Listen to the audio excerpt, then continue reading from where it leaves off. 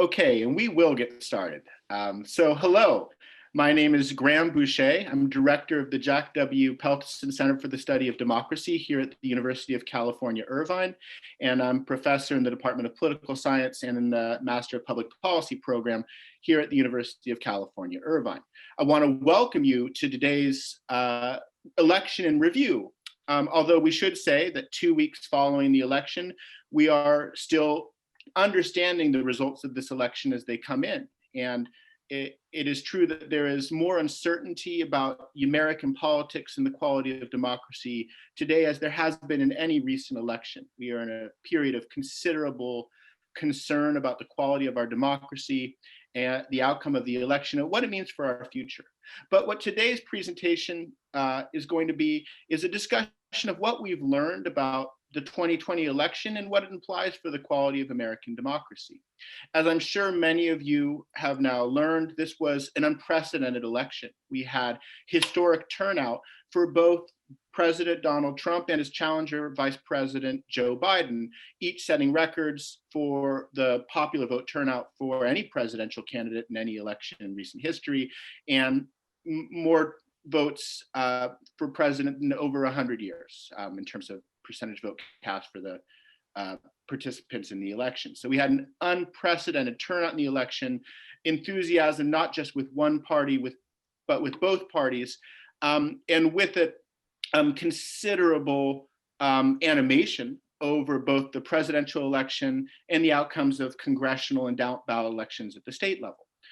Today, we're joined by an outstanding group of faculty experts who are going to give us their perspective on what's happened in the presidential election, some patterns that they thought were especially interesting in both the presidential election and the outcome of the congressional races, and also their perspective on what the outcome of the election may mean for our future.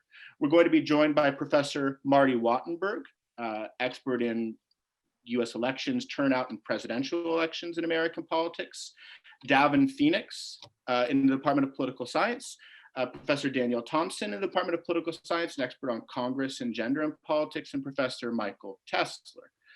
Each of them will be sharing their own perspective on the outcomes of the 2020 election. We will start with Professor Marty Wattenberg, who's going to give us his perspective on turnout in the 2020 election and some very interesting patterns that he observed going forward. Professor Wattenberg. Thanks, Graeme. So it's good to see 182 participants and so much interest in this. My most recent book is about young voters, and throughout the campaign, I was thinking maybe young voters could make a difference coming into the electorate in a very close election, if it were to be a close election. And it turns out it was a close election. So the first thing I want to talk about is that, in my view, this was the year of the young voter. And it didn't get the kind of coverage that it got in 2008, when I would say 2008 was the year of the African-American voter. So let me share a screen and show you first, some data from the exit polls, which may not be the most reliable thing to use, but shouldn't be that far off. If in these very close states that made the difference, these are the 5 states that shifted from Trump to Biden, which you see in the exit polls, comparing 18 to 29. I'm sorry, they don't have 18 to 21 or even 18 to 24 in these statewide exit polls. But in my experience, 18 to 21 isn't that much different than 18 to 29 overall. And compare that to the age category where most of the people who died over the last 4 years were. And those people, and we know from the 2016 exit polls that older voters were big supporters of Donald Trump. So 2 things combined. It's a fair amount, millions of them died throughout the country, over I think about 15 million was my estimate. And not all of them were voters, but about 70%. And that helped their percentage for Biden this year, as you can see, is relatively low. And the percentage of young voters for Biden in those key states was pretty high. Not as high as I expected. I think the polls that I consulted big internet polls, for instance, Michael Tesler is involved in. You got plenty of cases. Really, from what I saw, overestimated how democratic the young voters were. But still, it seems to me pretty obvious that this difference, 14 to 11 point difference between the old voters and the young voters, made a difference, a key difference in the key states. Right?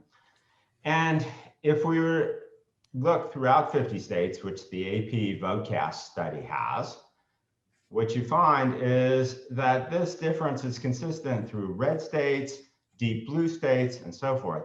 Most interesting to me was when I looked at California, I found 73% of young voters in California said that they voted for Biden, 73%. So here on the left coast, as it's called a lot of times, it's hard to realize that there's so much support for Trump. So second thing is I want to talk about the Democratic advantage on the Pacific Coast. I'm the only congressional district that has any coastline that is not represented by a Republican, by a Democrat, sorry. So it's the only one that's represented by a Republican.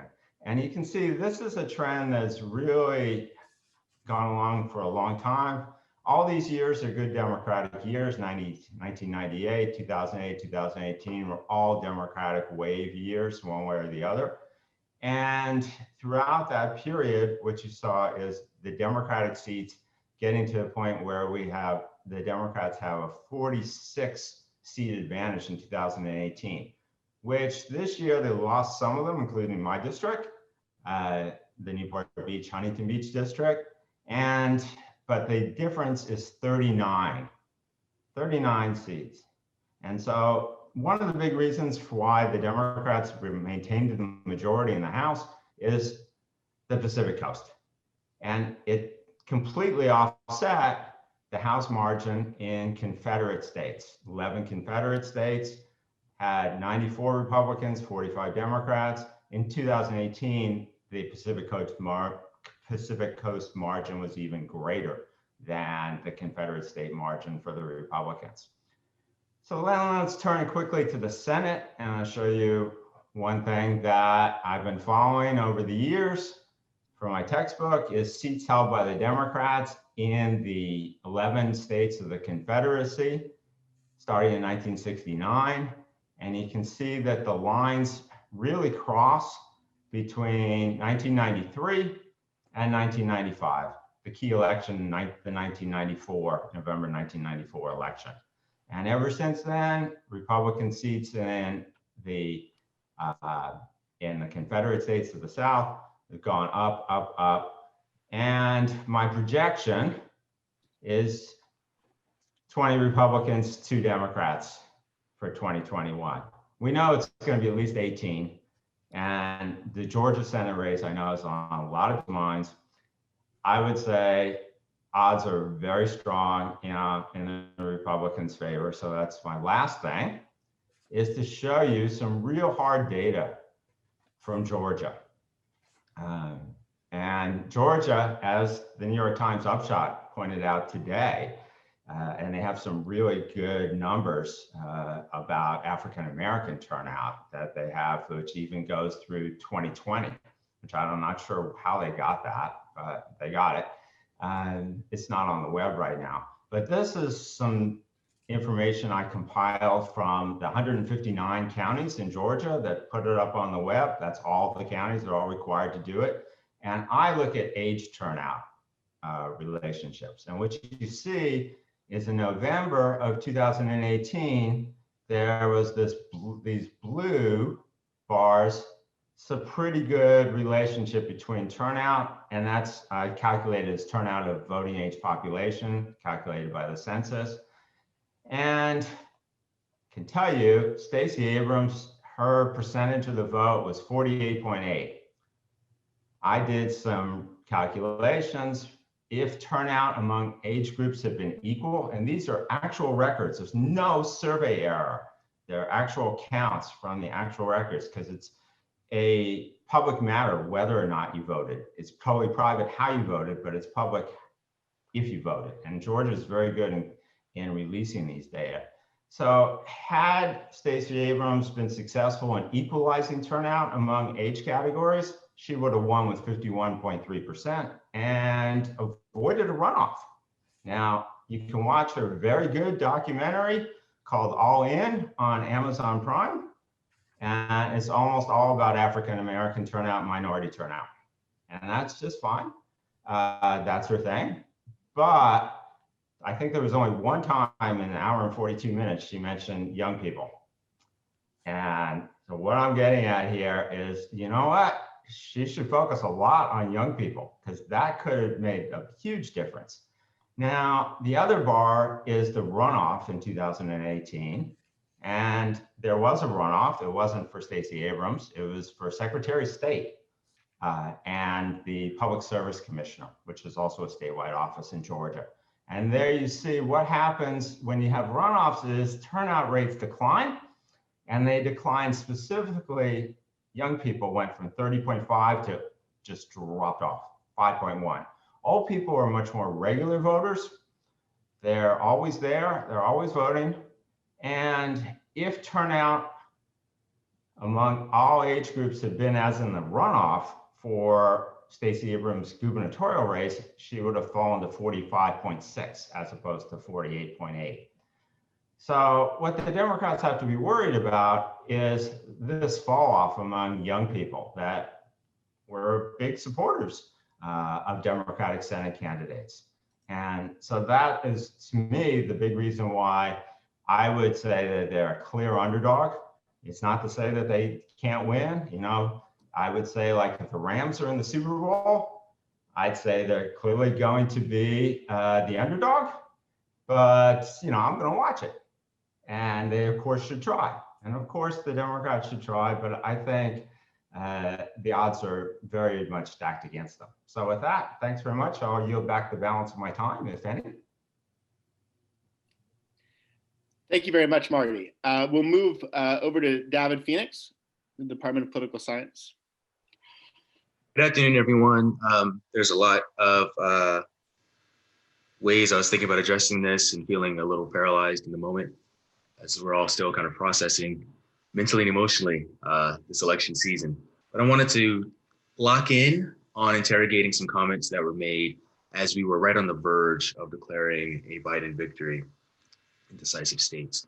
Andrew Yang generated a lot of attention when talking about the challenges of the Democratic Party in reaching the working class. He said on CNN, let's see here, get it going.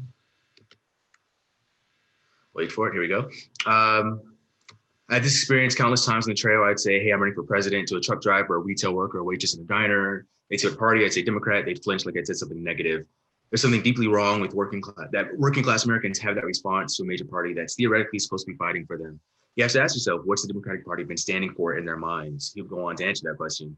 In their minds, it's taken on the role of coastal urban elites who are more concerned about voicing or policing various cultural issues than improving their way of life that's been declining for years. So we see here, even in the midst of Democrats being on the verge of winning yet another popular vote, this critique, and this is a critique that has been waged many a time, this idea the Democratic Party is alienating working class voters by focusing too much on cultural issues, maybe particularly identity politics. We saw similar sentiment from Bernie Sanders in the immediate aftermath of Trump's surprising victory and inauguration. On Seth Meyers' show, he said, we got to work in two ways. Take on Trump's attacks against the environment, against women, against Latinos, against Blacks and people in the gay community. We got to fight back every day on those issues. But emphasis mine, equally important or more important, we have got to focus on bread and butter issues that mean so much to ordinary Americans. So I highlight this because it's kind of demarcating a difference, right, between the needs of everyday, ordinary, quote unquote, bread and butter Americans and these different minority groups. But to what degree does this critique that the Democratic Party is alienating working class voters to its detriment match up with reality? So just looking at some of the polls, just thinking about the gains or losses amongst Democrats versus Republicans, amongst people whose household or family incomes are 50,000 or less, we see Democrats have been quite successful. So these are some estimates from 2020. These are estimates from 2016, so slim margins, but Democrats getting a majority of those votes from people in those income brackets. This is from 2012. You see, again, of those income brackets, Obama's doing quite well. And going back even further, right? So this gives us some kind of consistent data in 1980 and then 1992 through 2008. Regardless of those years, in all of those different income brackets below 50,000, we see Democrats winning by sometimes very wide margins the vote. And so we have to ask ourselves, when we hear these critiques about the Democrats alienating the working class, which working class are we talking about? If we were to disaggregate, similar to if we were to disaggregate the numbers across youth vote, right, we would see that this is largely driven by non-white working class voters. And in fact, when we think about the working class, one maybe potential marker of kind of the intersection of class and race is people's participation or membership in labor unions. You see here pretty equivalent looking numbers in terms of the proportion of white, Asian, and Latinx people in unions. And you see African Americans are more likely than these other groups to be in unions. And this is really important because when we think about the way in which the working class is imagined in our political discourses, we're often thinking about a prototypical white man. For instance, Joe the plumber. How many of us remember the conversations about Joe the plumber? But if we're actually looking at the makeup and the racial composition of the working class, the racial composition of unions in particular, maybe the more accurate representative of that working class avatar is not Joe the plumber, but someone like Kareem the electrician. In fact, when we think about race and gender, we can consider the disproportionately large number of Black and Latinx women in unions or in working class work, particularly in retail. And so maybe the real prototypical face of this working class voter in the US is Lakeisha, the floor rep or floor manager at Target, right? Or Juanita, the floor rep at the big box store. That's really important for us because we're not really kind of understanding who the base of the Democratic Party is, who's been critical to election outcomes. What we see here are Black and white turnout trends between 1976 and 2016. So I didn't want to first 2020 yet because the numbers are still to be determined. But it's worth noting that if you include 2020, Democrats have won 7 of the last 8 popular votes. So the message has to be resonating with someone. And if you highlight these last, other than 2020, popular vote victories by the Democratic Party, you see that the turnout gaps between white and Black voters, I should say Black is a solid line, white is the dashed line, seem to be a little more narrow than in the years Democrats lose.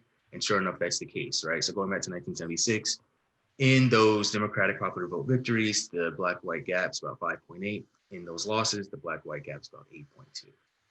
So this is really critical because as Black voters tend to go, so goes the Democratic Party. It's not a question of voting for Democrats, Republicans, so much it's a question of turning out in the first place. And so when we see in Georgia, that spirited effort, not only to mobilize voters, but first to register voters, with estimates that 800,000 new voters in Georgia were registered, I think since 2018, that's a staggeringly high number. And how many of them are coming from a working class, but how many of them are erased from that narrative about the Democrats and the working class?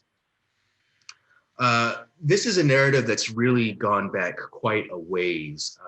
Democrats, as they were looking at their losses in the wake of the Reagan Revolution, looks to places that had been solidly Democratic and how they lost those places. Macomb County in Michigan was a barometer for the Democratic Party. They said, going back to, I forget the specific year, I think some point in the 50s, whatever party wins Macomb wins the election. And so they saw pretty dramatic shifts in the partisan leanings of the county. For instance, in 1960, right, almost 2/3 voted for John F. Kennedy.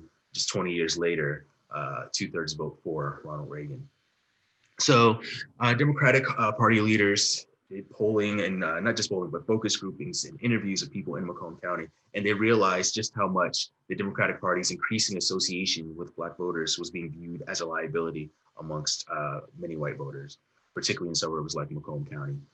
This quote coming from Margaret C. Smith is a takeaway from one of the pollsters. You can think of Stanley Greenberg as, having his finger on the pulse of maybe white voters at the time.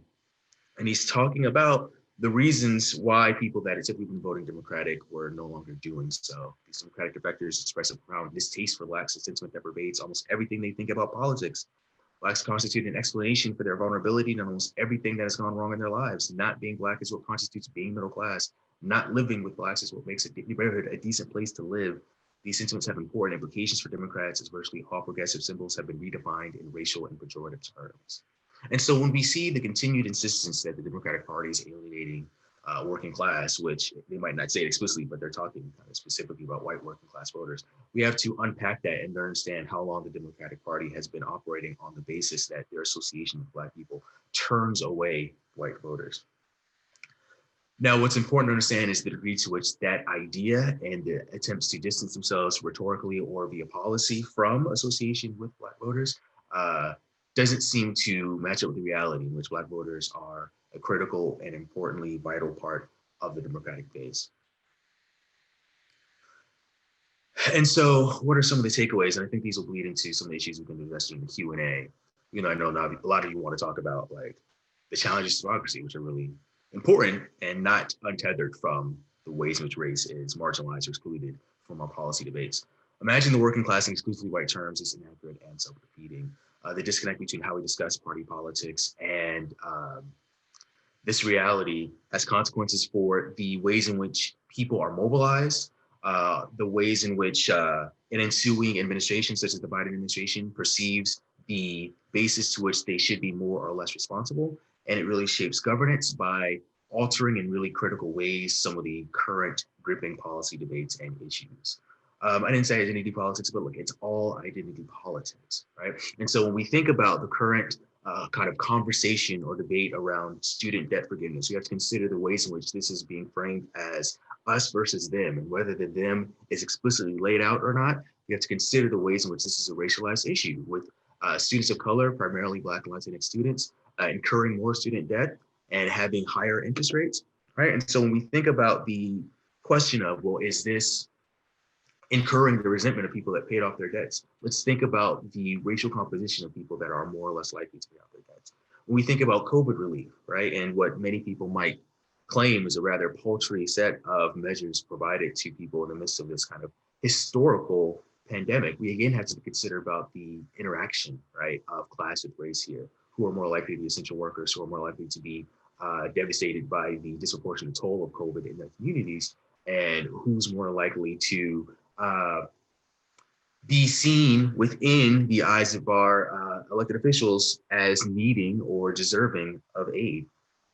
And bigger picture issues like the ongoing debate about access to healthcare, kind of the ways in which an idea like Medicare for All is a wedge issue or not, something that's actually broadly supported. My friend Spencer Piston has a lot of meaningful work to say about how class attitudes can be a unifying and galvanizing, mobilizing force, but we can't tap into that potential as long as we're kind of ignoring the elephant in the room, which is the intersection of class and race.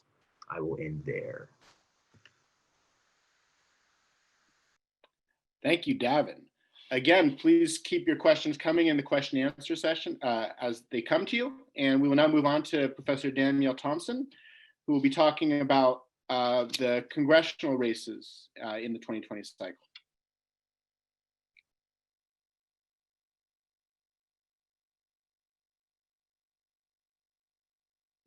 Danielle, you're muted.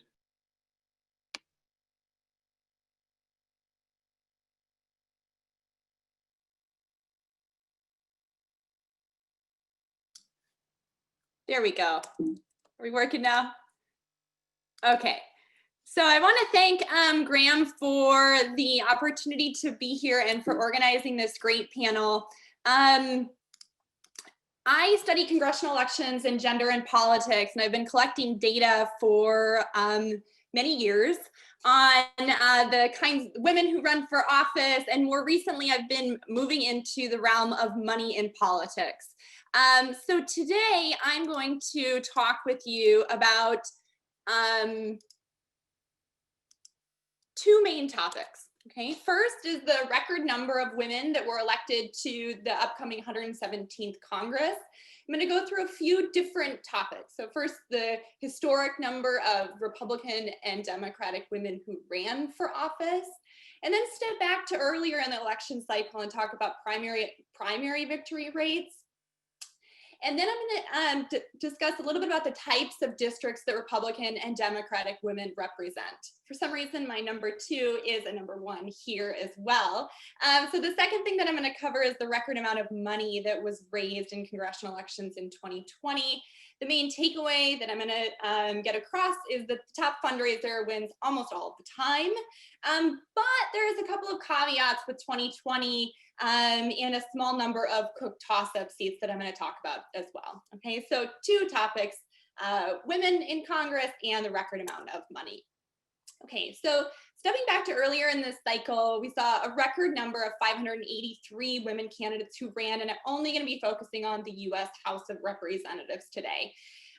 We saw pretty similar levels of women, Democratic women who ran. So the bulk of the gains in 2020 were made by Republican women. So there's three things to note from this graph. First is that the gains in 2020 are driven by Republican women. Second, the gains in 2018 were basically flipped. They were driven almost exclusively by Democratic women. And interestingly, of the 36 women who were newly elected in the current 116th Congress, 35 of those 36 women were Democrats. So these gains were almost completely spurred by Democratic women in the current 116th Congress. The other thing to note is we are in a totally new period of women candidates. So if you look, I mean, from 1980, one of my data go back from 1980 to 2020, so a 4-decade period. And the more general pattern is a pretty small and steady growth in the number of women candidates over time. So these pretty dramatic leaps that we've seen first in 2018 with Democrats and then in 2020 with Republicans are historically atypical. They're not normal. One thing that I think has received less attention than general elections and the number of women who win in November is how women are faring in the primary. And this year was historic in some ways in primary victory rates, but not in other ways. Okay, so the left graph shows the primary victory rates of Democrats and Republicans broken down by male and female candidates in all primaries where there was no incumbent in the race. Democratic women are way more likely to win the primary than Democratic men, and Republican women were also far more likely to win the primary in 2020 than Republican men. So this is actually not new on the Democratic side. Democratic women have been faring better than Democratic men in the primary since the 2010s. This is not a new phenomenon on the Democratic side, but it is new on the Republican side. So we have never seen Republican women being significantly more likely to win than Republican men in the primary. Usually what happens is they have statistically indistinguishable victory rates. Republican women win as often as Republican men. The right graph shows just the same, all primaries with no incumbent, but in safe and competitive districts. And these districts we really care about because these districts are the ones where whichever candidate wins the primary is more likely to actually be elected to office. And we see the same things holding here. Of course, the average victory rates are lower because it's harder to win these primaries because more of the action is stacked in the primary stage in these kinds of districts. But the same gendered patterns are appearing, with women being more likely to win than men in both the Democratic and Republican parties. One thing I will add, because I don't have historic victory rates that I'm going to show you today, but I will note that this is a particularly bad time to be a Democratic man in the primary. So I thought their victory rates were going to bottom out in 2018, but their victory rates on average were even lower in 2020 than they were in 2018. So Democratic men are having a really hard time in the primary right now. Okay, so all of these things together, record numbers of women running, women being more likely to win than their male counterparts in the primary stage, has culminated in a record number of women being elected to the 117th Congress. And again, you see similar patterns emerging here as we saw with the candidate, with just the overall candidate graphs, which is in 2018, the gains were driven exclusively by Democratic women. But in 2020, Democratic numbers are holding steady, and the increase that we see this year is because of the increase in Republican women. Republican women numbers more than doubled from 13 to 28 in the next Congress. So one thing, you might be familiar with this sort of general trend, but one thing I did too was broke out where these women winners are coming from. Are they coming from safe districts, or are they coming from competitive districts? And this matters for their ability to not only rise up to influential positions within the chamber in the future, but also whether or not they're expected to, or they will likely face tougher re-election bids in the future, okay? So the left graph shows female members of Congress in safe districts, and the right graph shows female members of Congress elected in competitive districts. And what you'll see here is that the partisan gap, or the difference between the number of Democratic and Republican women, is much larger in safe districts than competitive districts. Republican women are almost equal, of the women who were elected this year, they're split almost evenly between safe and competitive districts, whereas Democratic women are far more likely to come from safe districts. Okay, so this is important because it matters for how large we can expect the caucus to, the number of women in Congress to remain in the 118th Congress. And it also matters for whether or not these women are able to build the seniority that we know is so important to rise up into influential positions in the chamber. Okay, the next thing that I want to talk about is money. Okay, so I've recently been collecting primary and general election receipts in US House elections from 1980 to 2018. Okay, and this is just these are just general election numbers here. This is the general election victory rate of the top fundraiser in November. Okay, and we can see a very clear pattern that other people have also shown that top fundraisers are far more likely to win. Okay, this is not a causal argument. It's not to say that money buys elections, because we know that people donate to the candidate. People bet on the candidate they think is most likely to win. But what it does show is that there is a clear and consistent and stable association between whoever wins the most and whether or not they win. We see the averages are a little bit lower, about 80% in competitive races compared to about 90% in uncompetitive races. But the patterns are stable and they're pretty clear. That raising a lot of money is highly associated with whether or not a candidate wins. What is not stable and not consistent over time is the amount of money that is raised by the top fundraiser. In 2020, we saw the highest average total receipts raised by the top fundraiser. This is in 2020 dollars. Over $2.5 million it's raised on average by the top fundraiser in the race among general election candidates. You know, this is more than 5 times higher than we saw in the 1980s.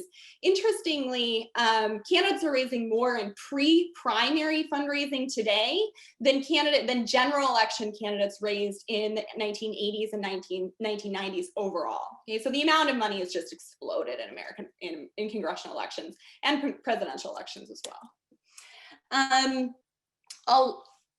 I just have one slide left here. There is one caveat to this that I think is really interesting and striking, but not the general pattern. Okay, so when I teach class, a lot of times students' eyes go to the blip, and I say focus on the pattern. Okay, so the pattern here is the 408 races at the top, where the top fundraiser wins almost all the time. But there's an interesting exception in 2020 that I thought I would pull out. So there were 27 Cook Tossup races. These are races that Cook Political Report decides are going to be particularly close in November. There are 27, last time I checked, as of yesterday, 5 of them had not yet been called. Okay, so of the 22 races that had been called, the top fundraiser in those races, which was in this year, the Democratic candidate, most likely to be the top fundraiser, won just about 20% of the time. Okay, so on average, top funders are faring very well. But in a handful of these toss-up seats in 2020, we did not see this more curious or atypical pattern that we saw in other years. So just to wrap up, we're going to see a record number of women serving in the 117th Congress. I do think it's important to think about the future of women's representation and how the prospects of whether or not their numbers would be expected to increase or decrease are closely tied to the constituencies and district partisanship of where they're elected from. The second one important part of why we saw this happen is that in 2020, women won primaries at higher rates than their male counterparts, and this, for the first time, was evident in both parties. And then the second point that I covered was just that the amount of money in congressional elections is at record highs. We saw atypically low victory rates of the top fundraiser and a handful of cooked toss-up seats, but the general pattern remains consistent and it remains strong, is that money fundraising is overwhelmingly associated with winning. So I will end there. Thank you. Thank you, Danielle. That was absolutely fascinating. Finally, we're going to be joined by Professor Michael Tesler, again of the Department of Political Science, on the continuing crisis in American politics. All right. Thanks so much, Graeme. Am I frozen? Am I good? All right. Thanks, Graeme, for having us all here. I'm going to be talking about some extensions. This crisis continues as a riff off of the title of our book on the 2016 election, which was Identity Crisis, about how really the division of the parties over identity has created tantamount a crisis, and that the ways in which 2020 reinforces and in a lot of ways exacerbates those patterns. Okay. So I want to start off with this graph here on county level shifts. And I oftentimes hate county level graphs like this because you run into ecological fallacies and they can lead to a lot of bad conclusions. But I think that these three panels here, this graph is from G. Elliott Morris, who's the main data journalist for The Economist. I think these really highlight the three, in my opinion, key demographic takeaways from 2020 election. The first panel shows what Dave Wasserman of the Cook Political Report likes to call the Whole Foods revolt. And that's these high educated white areas. That's a very strong predictor. This holds up in the face of all kinds of controls for other factors. So you get this pretty sharp movement to the Dems. Now, the second one is the shift among Latinx voters, and particularly to Trump. And this is also something that shows up in individual level survey data of, anywhere I would say from a 4 to 10 point shift to Trump, depending on the surveys. We can talk a little bit more about this on Q&A. I think I have some suggestive results, but I don't really trust my subsample results. So I'm going to kind of punt on that until Q&A. And then this third graph here is basically a solidification of Trump's gain among white working class or white low educated areas in 2020. If we were to look at the shifts from 2012 to 2016, this would be a very linear trend with an R squared of like 0.5. But what's happened from 2016 to 2020 is more or less a reinforcement of those. So I think those are the three big takeaway: movement of high educated whites towards Democrats, movement of Latinx in some areas away, and then kind of the solidification of low educated white voters and low educated white areas of the country to Republicans. Now notice that you see no graph here for COVID cases. And this was a bit of a surprise to me because I was telling Graeme and Danielle and Beckman and McThomas before the election that, oh yeah, you're going to see these big shifts in what I was calling the COVID corridor from Montana through Wisconsin, of these areas that were just getting killed in October. And then we ran these numbers and we were like, well, there's no relation between October COVID cases and shifts. And in fact, COVID deaths in October positively predict shifts towards Trump. Now, that doesn't mean that COVID didn't play any role, and I have some in the Q&A that I think COVID cost Trump the election, but the damage is done in the summer months. So we can see some of the data there, not the fall surge. The fall surge seems to have had little impact. So I'm going to punt on Hispanic voters and COVID, and I'm going to focus on these two, the first and the third panel. Okay, so as I was mentioning, those shifts that we see at the county level are consistent with individual level trends in partisanship. So to me, the two most important graphs for understanding the 2016 election and the 2020 election are these simple results from Pew here of white voters' partisan identification by education. What we can see in the first panel, and why I think it's so important for understanding the 2016 election, is there wasn't that big of a gap between low college whites or no college whites, in the run up to 2008. But then in the Obama era, you just see the Democrats hemorrhage low educated whites. And then what you see in the Trump era is, if we start here around 2016, you see high educated whites increasingly diverge and go towards the Democrats. And so I think this is key to understanding 2016. This is key to understanding 2020. And if we go back to the 2016 patterns and this erosion of low educated white support for the Democrats, one of the things that we do in our book is talk about how this is has a lot to do with race. And so one of the things that happened before Obama's election is a lot of low-educated whites didn't know that Democrats were the more progressive party when it came to issues of race. Low-educated whites tend to have much more conservative views about race, immigration, Islam, gender, all the kind of identity issues that Trump lights up. But if you weren't paying attention to politics, that may have been hard to know. But once Obama comes along, he really simplifies the politics of race so that low-educated whites start to be much more aware of the divergent partisan inclinations on race. And so what we see over the Obama era, this high resentment, these are people who think that racial inequality is due to individual factors like poor work ethic over structural factors like discrimination.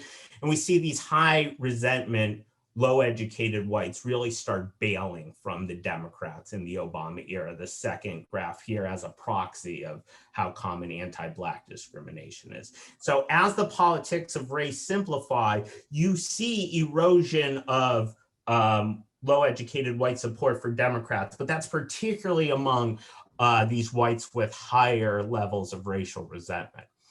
And what that created in 2016 was a growing diploma divide that was largely about race. I wouldn't say it's entirely about race, but it's largely about race. And so this is analysis. We've replicated this like a zillion times. It comes out in everything. You see when you're looking at white support for Trump against Clinton, this no controls is just the relationship between education and white support for Trump. And then when you take into account the fact that lower educated whites have more conservative views about race and immigration, that line completely disappears. And so that leads us to conclude that the diploma divide was largely about race. We have a lot of other evidence for that as well.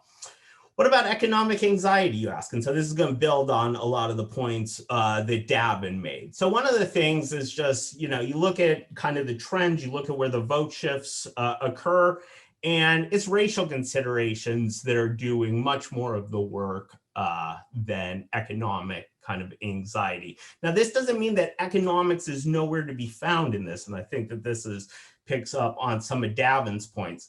And so what we do is we talk about the idea of racialized economics and identity crisis. That it's not so much, do I feel like I'm getting behind or that I'm fear losing my job, but is my group losing out to groups that I perceive as less deserving?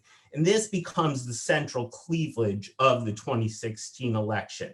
Trump voters overwhelmingly think that average Americans are getting less than they deserve. Average Americans is an implicitly white category, but they think African Americans and immigrants are getting far more than they deserve.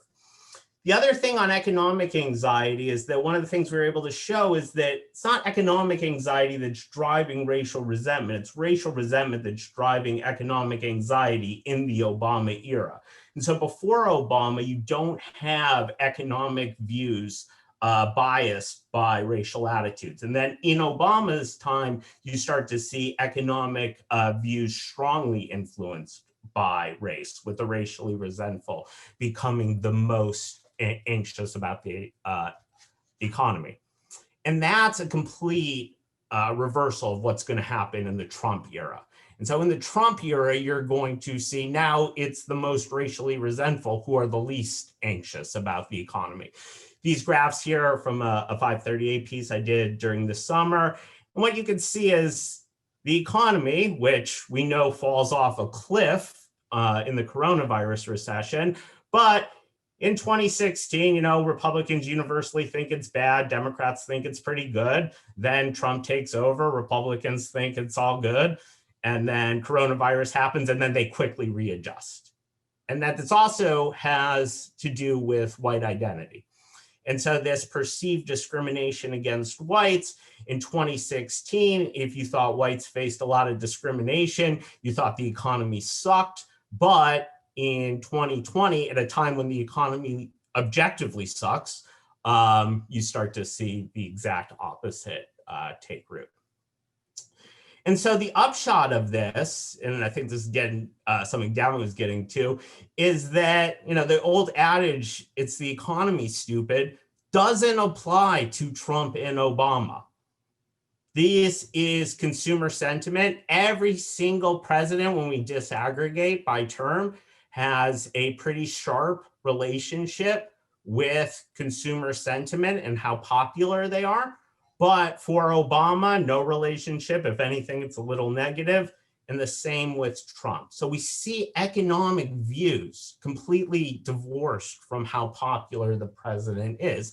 And this is going to have a big implication for why Trump is able to get, he's going to lose the popular vote probably by 4.5 points at a time of really terrible economic crisis. And then I just kind of like this example as economic anxiety, if you may have remembered, was the big kind of media narrative after the 2016 election. But during a time of real economic crisis, it completely falls from the media narrative. So this here is a content analysis from GDELT, takes like 2 seconds to do. And this is cable news segments that mention economic anxiety. You can see in November, after Trump wins, it's all economic anxiety all the time. But in 2020, during the worst periods of the coronavirus recession, when it first hits, you start to see it a little bit, and then it just completely falls off. And a lot of this has to do with the media's, the way that they decided that they were going to frame Trump supporters. It wasn't going to be in terms of racialized economics. It was going to be in terms of what I would call a more mythical economic anxiety. But get ready for economic anxiety to return big time, because this is what's going to happen. This is a morning console graph. This is consumer confidence, and you can see this is an election they won't even admit they lost. And you see Republicans, pretty soon this is going to go, pretty soon that's going to go all the way down to nothing. I lost that slide, but you get the point. So some conclusions on the crisis continues. So partisan divides over identity-inflected issues grow even larger in the Trump era. I've got a ton of data on this if anybody's interested. One of the things that's interesting, though, and this is where you get this high educated white movement, the growing polarization, there wasn't that much room for Trump to improve among high racially resentful, high xenophobia people. And so what you see is the growing polarization now driven primarily by high educated whites and a growing trend of liberalization of Democrats' attitudes on race, immigration, Islam, and gender. The flip side of that, though, is the growing polarization over identity based issues helps Trump keep his base from falling out, despite having poor performance evaluations on COVID and being in the middle of a recession. And then the final graph to kind of sum this all up, I'm not sure how much I believe these results, since what we're doing here is we're looking at how people said they voted in 2016 in a very large survey that my colleagues at UCLA are doing. And basically what these graphs show, at least, and this overestimates Biden's support, this survey, by about 4 or 5 points, so take it for what you will, but that Biden performs particularly, he beats Clinton in most areas among whites, except these most racially aggrieved whites. And so if you're low on racial resentment, you were basically transitioning to Biden. If you think that, if you're high racial resentment or think that whites face a lot of discrimination, you were sticking with Trump. And that stick-to-itiveness kind of helps Trump have a floor that allows him to lose the popular vote by only 4.5 points. All right, thank you. Oh, thank you so much, Michael, and to the entire panel. That was absolutely amazing. Love learning from you about all these different dynamics. Again, if you have questions for the panelists, please feel free to drop them in the question and answer section. I'm going to start with a question that was asked right off the bat, and I'm going to ask a series of questions around this theme just to get us started. But as I'm sure you guys can appreciate, especially since so many of you are presenting polling data, one of the questions that the audience has is, what's happened with polls? What happened with our ability to forecast elections, given the lessons of 2016 and some unexpected results or surprising results given the polling trends that we've seen in 2020? So my first question to you all is, why are these polls off? And what might be able to be done about it in our future election to bolster our confidence in our ability to, make projections about elections and make decisions about where to invest resources in electoral contests? I was hoping that Michael would answer that because he knows more about internet polls, but it's long troubled me that the response rates are very low. And I mean, you hear, less than 5% and, sometimes 1%. And I've heard people who do this stuff say, the people who answer are really strange. And, our best data, as I wrote in one of the questions that Steve Franklin wrote, I think, that, eventually we're going to have census data on turnout, which is based on in-person interviews, or at least in-person sample, then interviewed later. And we'll have the American National Election Study, which is based on in-person sample and a general social survey. And then we'll have a better sense of what really happened. But, I come away with this again, is like, I don't trust these polls that have such low response rates. Yeah, I'll just say, I wish I knew. I don't know exactly what's happening. I thought some of the issues, so like when in public opinion, the first class I teach is called WTF 2016. And now it's going to have to be a WTF 2016 and 2020, because 2020 polls are worse in a lot of ways. And the kind of the industry by APOR, who's the kind of governing body on this, what they concluded, two things that were important in 2016 were failure to wait on education. So as I was saying, those big education divides, if you didn't wait on education before, it wasn't that big of a deal because it wasn't that big of a factor. And the other was late movement to Trump in 2016 that may have been difficult to pick up. And you can't do that in 2020 because all the pollsters were hip to waiting on education. There was a little evidence of late deciders in exit polls moving to Trump. But in general, this was the most stable election we've ever seen. And so I actually thought the polls were going to be significantly better this time, which shows what I know. But I do think one of the real issues is that when you're talking about these low rate of responses, that you're not picking up the right people even with your weights. And this has always been an issue with internet samples, especially opt-in internet samples, where you can wait on everything in the world, but at the end of the day, you can never wait on the fact that one person is deciding, I'm going to opt in to take an online survey, and other people aren't. And the people who do, or the people who pick up, the 1 in 100 who picks up a live interview or caller these days, is probably just going to be funky, and you can't get out of that with just waiting. And so I do think we're in for a world of hurt in polling. I do think that part of it is unique to Trump, but we'll see. Well, so to follow up on that, some of what we're hearing in the pundit class about this election as they've tried to unpack in real time what's happening, and I hear your cautions at doing so, is that Trump succeeded with two unexpected groups in American politics. The first is that Trump was successful in turning out new, low-educated, rural white voters. The second thing we're hearing that's come up in the comments from a few people is that Trump had unexpected gains, perhaps gains at the margins, but gains nonetheless, among male African-American and Latinx voters. What can we make of that? And what does it tell us about the viability of a Trump or GOP-Trump coalition moving forward?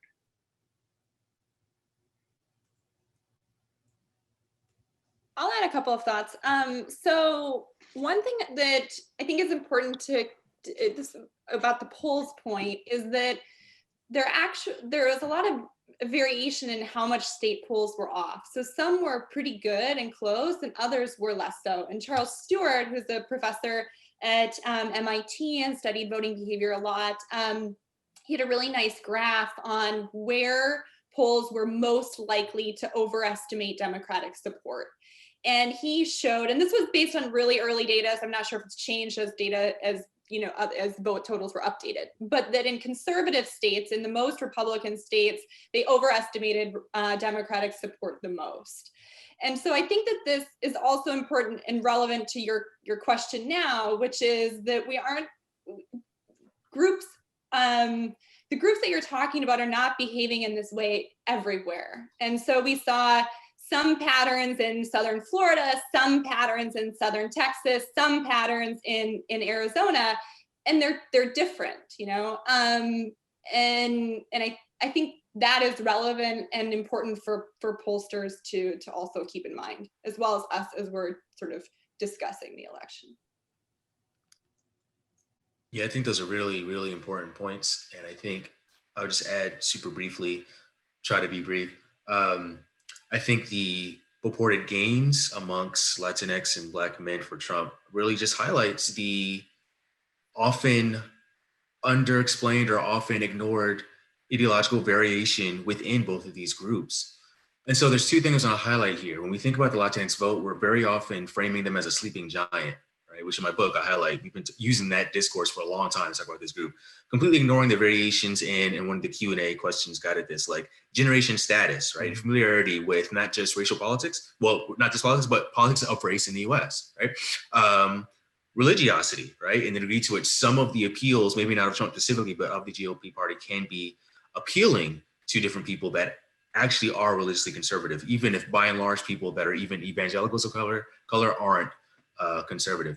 And also the degrees to which some of the kind of claims or appeals that are labeled as xenophobic or patriarchal can indeed be appealing to men of color. So with Latinx particular, we can think about the degree to which many people don't need to see themselves or don't view themselves as feeling any solidarity with the broader pan-ethnic Latinx identity. So if we are centralizing them and saying, oh, when Trump makes these claims against Latinx people, everyone that we identify as Latinx is going to feel threatened. That's simply not the case. A lot of people can say, yes, I don't want those people taking my jobs too. I don't want them invading too, right? So you have to understand those.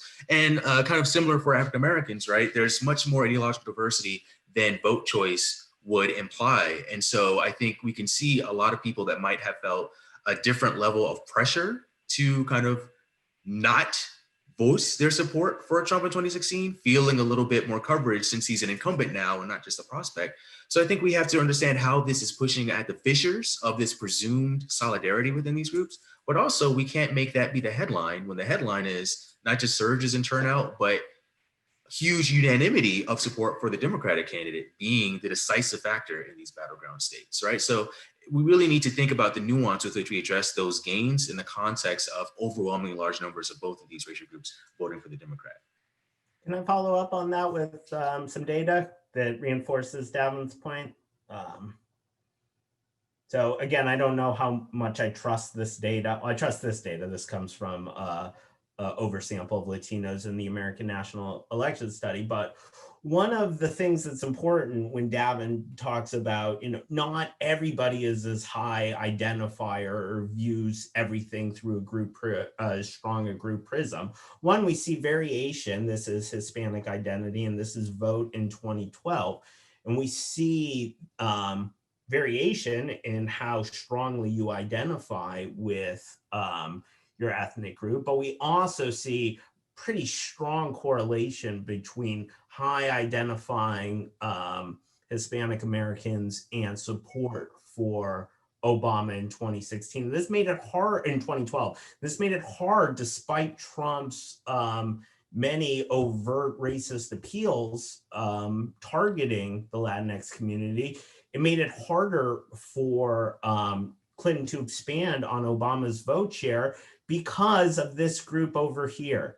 And what we know from research, from Efrain Perez's research, is that low identifying Latinos are not as revolted by xenophobic appeals against their group. That makes sense because they're low identifying to begin with.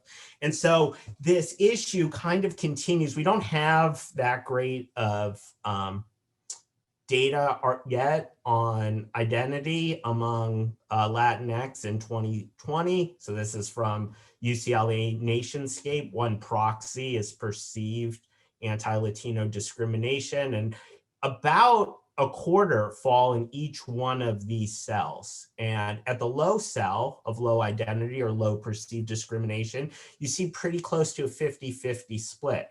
Likewise, there are 15% of Latinos in this survey who rate whites more favorably than their own group.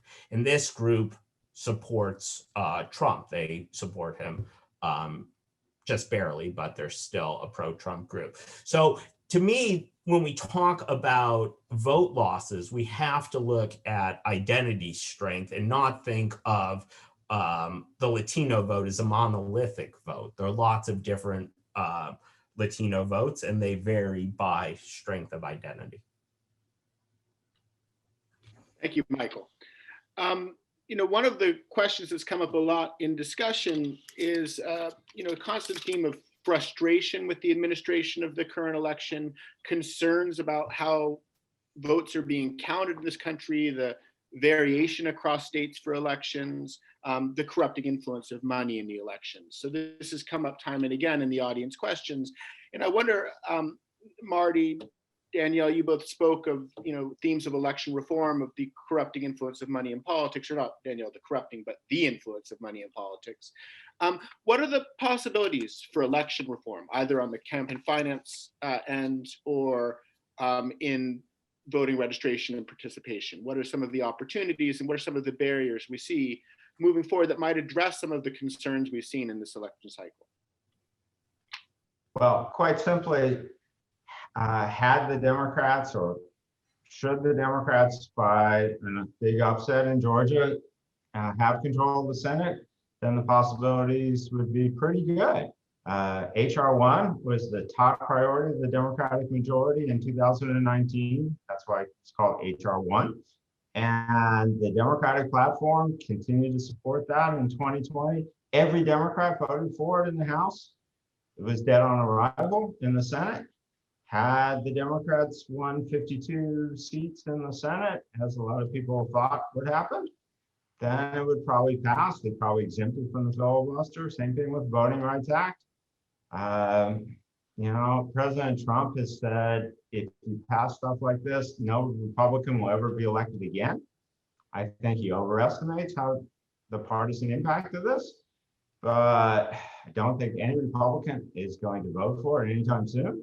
And so I think the chances of using Article 1, Section 4 powers to standardize elections, which is certainly possible throughout the whole country, for now, it's dead and it's up to the states. That would be my projection.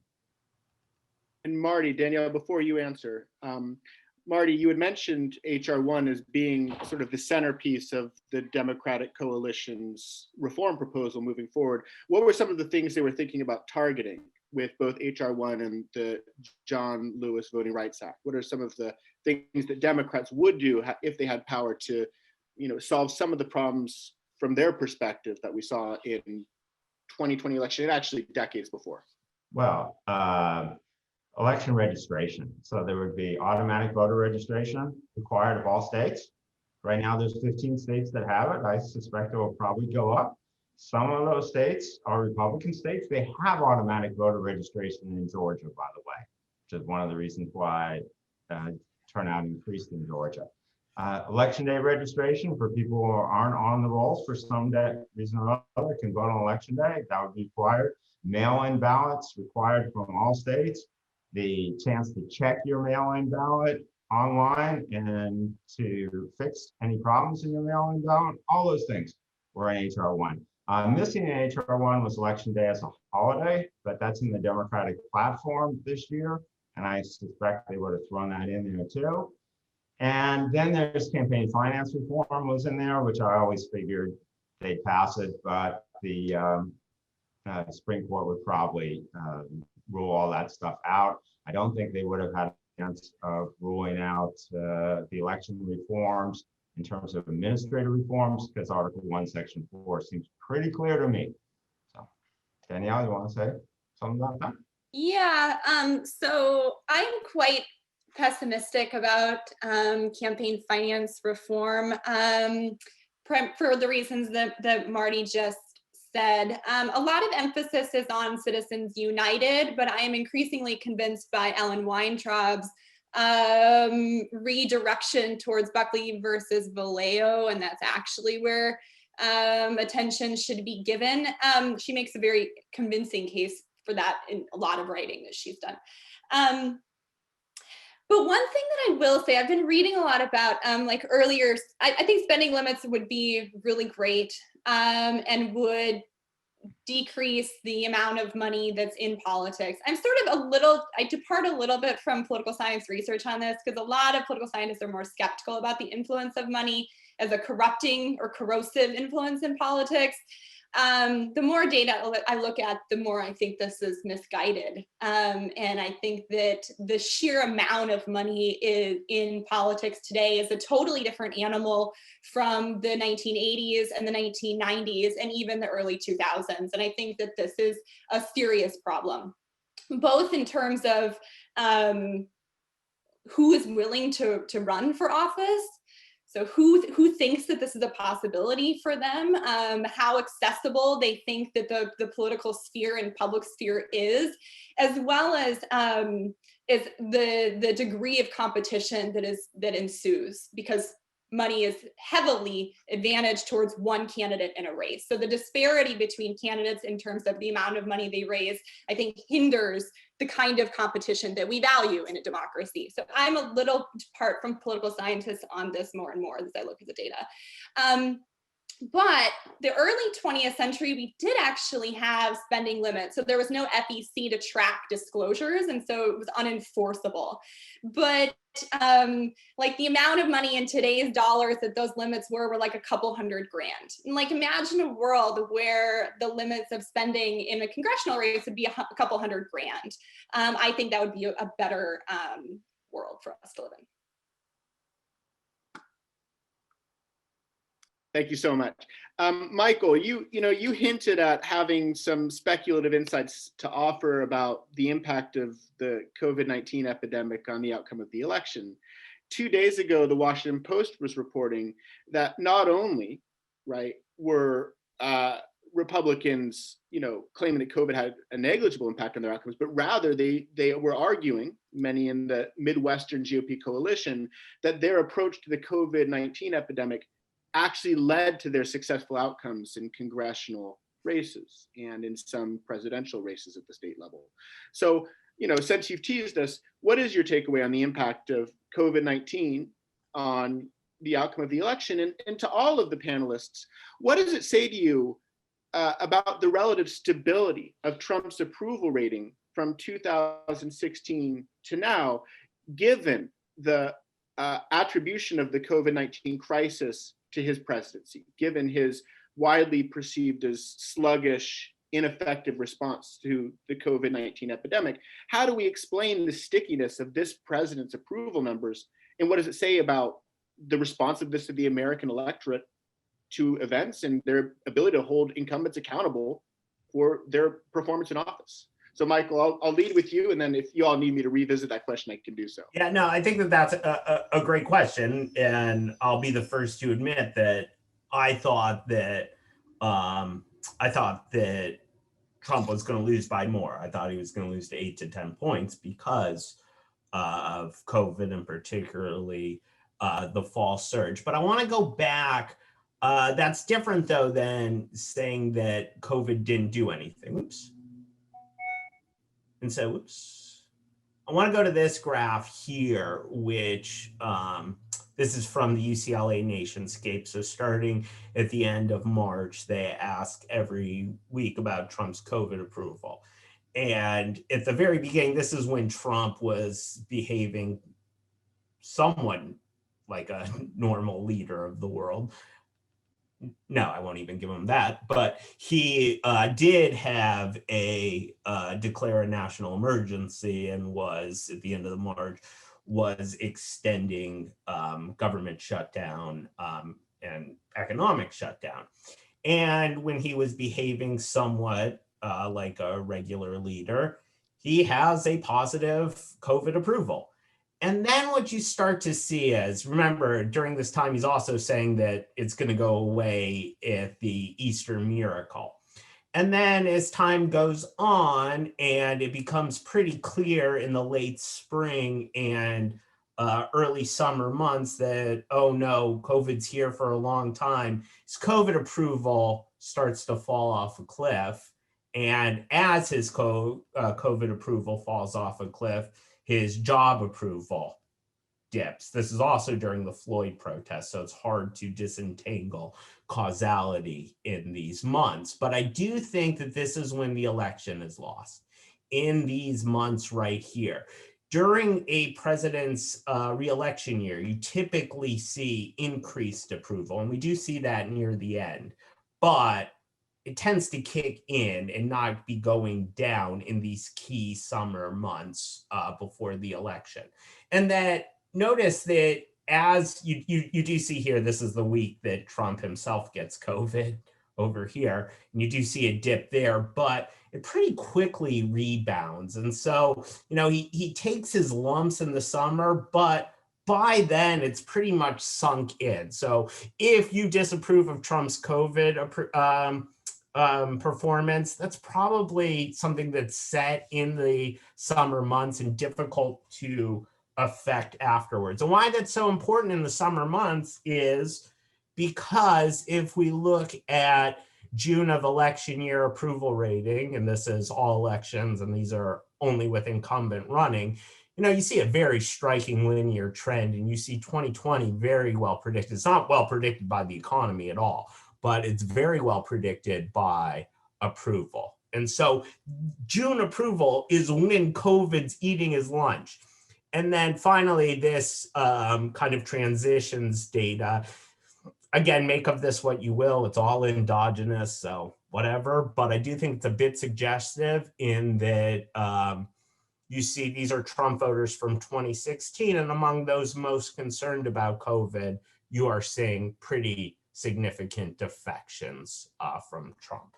So that would be my take on, I do think it cost him the election, but I do think also that the stability of Trump's approval rating is that we're so polarized over these issues that there's very little. If you see Trump as the defender of Western civilization, as some of his supporters call him, then it's really difficult to bail on Trump. And instead, you're going to interpret his performance on COVID through that perspective and keep his floor where it is.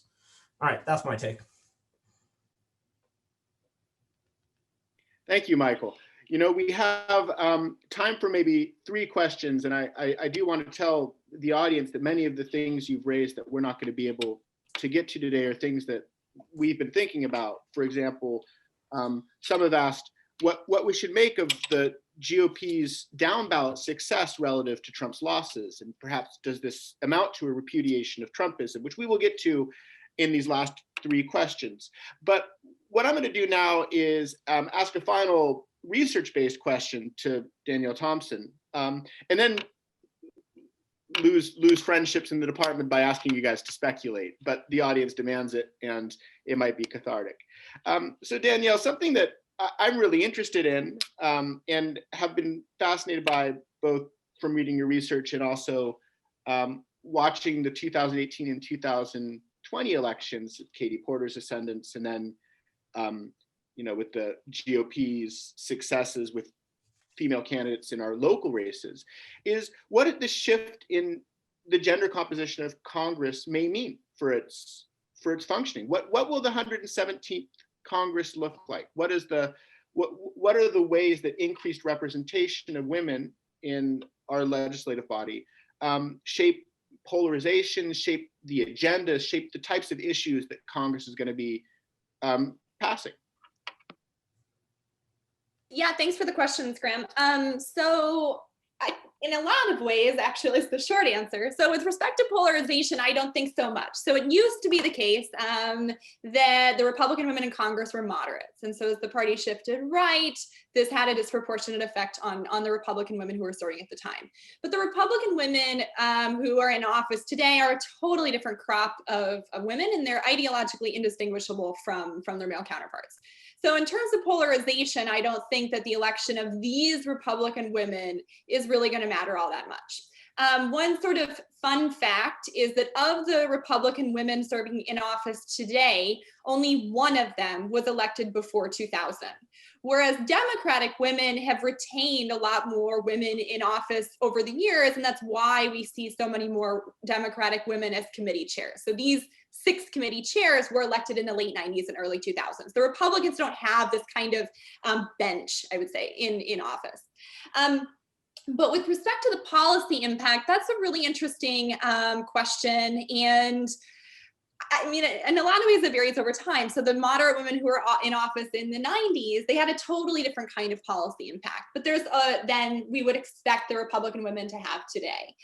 But there's a ton of political science research suggesting that women are more likely to advance women's issues. I've done my own work on women being more responsive to constituent requests.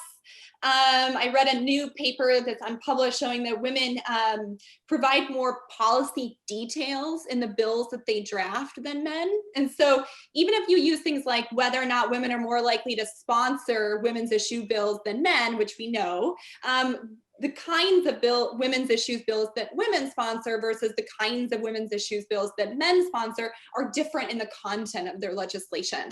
So I think that the election of more women to office can matter in a whole host of ways, including what gets put on the agenda, how those bills look, as well as responsiveness to constituencies. And I am definitely on the side where I think that this bodes well for the election of their constituents, or for the representation of their constituents. Sorry. Well, I wish we could end on that happy note. It seems like a perfect way to tie a bow, but unfortunately, I'm going to push my fellow colleagues into the realm of speculation for these final 2 questions. But know that this may be cathartic for an audience that demands it. So a few questions. The first is a lot of punditry has tried to figure out what this election means for Trumpism. And for the appetite for the type of politics that Donald Trump advocates for and represents in his presidential campaign. And I wonder if you were thinking, Davin, you mentioned, the types of policies that a Biden administration may sponsor that could, reduce support for a Trumpist policy agenda, or for the rest of you, how you interpret Trump, the Trump phenomenon. Is this something that will be reproduced easily among GOP politics? Is it something that is fleeting, given what we learned today about the new coalitions of voters that we suspect Trump was able to turn out in ways that prior Republican candidates hadn't? So put very simply, what is your take on the rise of what some people like to call Trumpism and its implication for GOP and American politics moving forward? I'll offer some super brief, ill-formed thoughts on this to get us going. So I think it's just important for me to know that when we think about the rise of Trumpism, and I'm very much swayed by the wide body of work that Michael's produced independently with colleagues, to think about how the way that everything has been racialized matters, and allows us to understand that a regime change will not fundamentally alter the kind of existence and virility of Trump supporters as a bloc. But I think it's also important for us to understand not just kind of the increasing salience of race, and maybe the increasing salience of white racial identity, and the increasing kind of mobilizing power of white grievance politics, but to understand how this all happens within a context of newly erected barriers to voting from people of color, naturalized citizens, low-income people, and young people. So when we think about the degree to which Trumpism will continue with us long after Trump leaves office, hopefully willingly, we have to consider the degree to which this is a group that often is privileged in voting by having easier access to the polls than the groups that are the most staunch opponents of Trumpism. And so I think the question about HR 1 and efforts at vote reform are really important to bring to bear into this question, because a lot of people that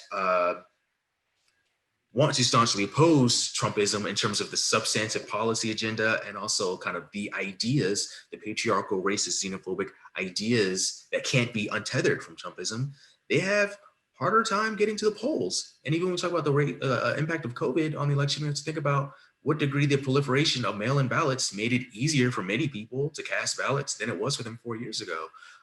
So I don't even have any kind of closing point for that. It's just for us to kind of grapple with how our increasingly diversified and polarized electorate can bring more people to bear, so that at the very least we have a more kind of even playing field for this contestation of ideas, contestation of policy. We have to acknowledge the degree to which not every group, not every constituent base has equal access to influence. So that's a question of voter suppression, but it's of course also a question of unequal representation, right? And the geographic distribution of people not matching up with the distribution of people that control the levers of policy, whether we're talking about the Senate or whether we're talking about the mechanisms that many people have created at state levels to essentially prohibit Democratic leaning voters from being able to win majorities in state assemblies. So I think the answer to that question has to consider the structures of our electoral rules, in addition to the kind of evolving ideologies and intersection of those ideologies with race.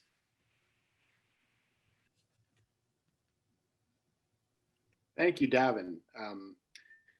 The final question, and I regret to this audience that these questions were posed before the panel even started. So people came in the hopes of hearing a question that has made us, as Davin just alluded to, as Professor Phoenix just alluded to, all anxious these days, which are questions that, frankly, when I've been asked by members of the media and my students, I've shrugged my shoulders and said, if this happens, we're in uncharted territory, and you'd better go ask the comparativists in my department who study democracy in other places, because we're uncharted terrain. However, a final question for speculation, potentially for some reassurance for our audience, or potentially to add to their anxiety, is as follows.